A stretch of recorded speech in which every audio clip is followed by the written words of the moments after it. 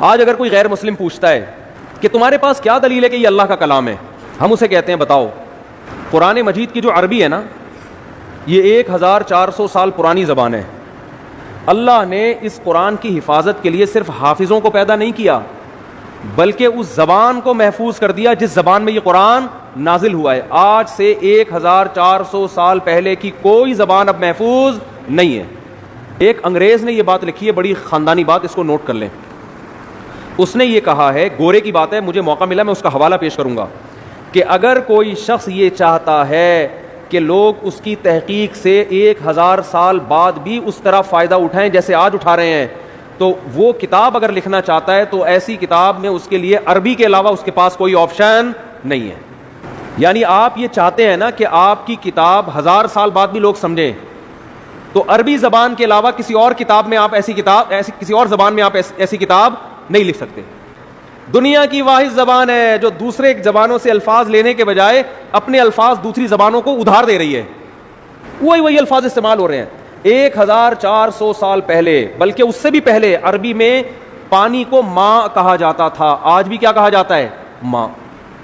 ایسا اللہ نے عربی زبان کو محفوظ کیا تاکہ یہ قرآن جب لوگوں کے سامنے پڑھا جائے تو لوگ یہ نہ سمجھیں یہ ہماری عقل میں نہیں آ رہا، ہم اس کو سیکھ ہی نہیں سکتے، ہم اس کو سمجھ ہی نہیں سکتے.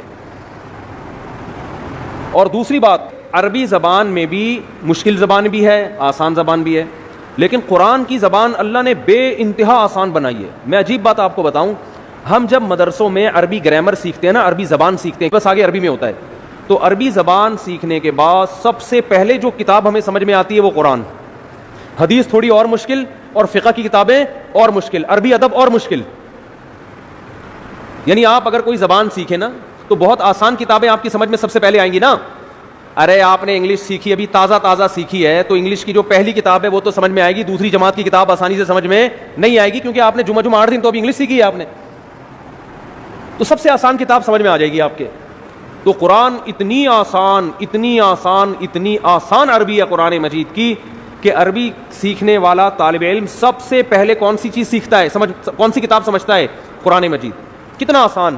الحمدللہ رب العالمین، تمام تعریفیں اس اللہ کے لیے جو تمام جہانوں کا پالنے والا رب. یہ سارے الفاظ اردو میں یوز ہو رہے ہیں. حمد و ثنا ہے کہ نہیں ہے؟ للہ، اللہ کو بولتے ہیں.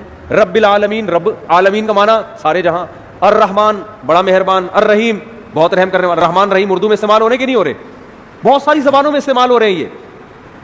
ارض کسے کہتے ہیں عربی میں؟ زمین کو. انگلش میں کسے کہتے ہیں زمین کو؟ کیا کہتے ہیں؟ ارتھ. یہ عربی سے آیا انگلش میں. اور بہت سے الفاظ عربی سے انگلش میں گئے ہیں. ایسی زبان کہ وہ تو محفوظ ہے ہی، اس نے دوسری زبانوں پہ اپنا اثر ڈال دیا، دوسری زبانوں کا اثر قبول نہیں کیا اس. ورنہ زبان دوسری زبان کا اثر قبول کر کے تبدیل ہو جاتی ہے. ایسی خاندانی زبان اللہ نے بنایا عربی کو، قرآن کی وجہ سے محفوظ کیا. تو ایسی زبان کہ اتنی صاف ستھری اور ایسی